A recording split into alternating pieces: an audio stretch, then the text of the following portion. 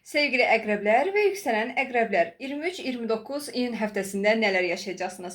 Bu həftəyə ayın əkizlər bürcündə davam edən hərəkəti ilə başladığınız üçün bu həftə maliyyə ilə əlaqəli mövzular gündəminizdə yer alacaq. Məhkəmə və hüquqla əlaqəli gözlədiyiniz xəbərlər varsa, bu həftə müsbət xəbərlər ala bilərsiniz və 25 iyun tarixində Xərçəng bürcündə gerçəkləşən yeni ayın təsiri nəticəsində akademik bir təhsilinizi tamamlaya bilərsiniz. Yeni bir akademik təhsilə başlaya bilərsiniz. Xarici ölkələrlə əlaqəli bu həftə qarşınıza yeni və gözəl iş fürsətləri çıxa bilər, dəyərləndirməyə çalışın. Xaricə köçüb orada yaşamaq istəyə bilərsiniz. Xarici dil öyrənməyə başlaya bilərsiniz bu həftə.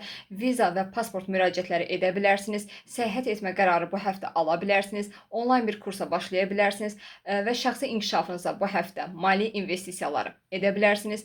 Sevgi münasibəti yaşamayan əqrəb bürcləri bu həftə yeni biriləri ilə tanış olub yeni sevgi həyatına addım ata bilərlər və 26 iyun tarixində Merkurin Şir bürcündə hərəkət etməyə başlaması nəticəsində karyer və iş həyatınızla əlaqəli müsbət hadisələr yaşaya bilərsiniz. Yeni iş fürsətləri qarşınıza gələ bilər.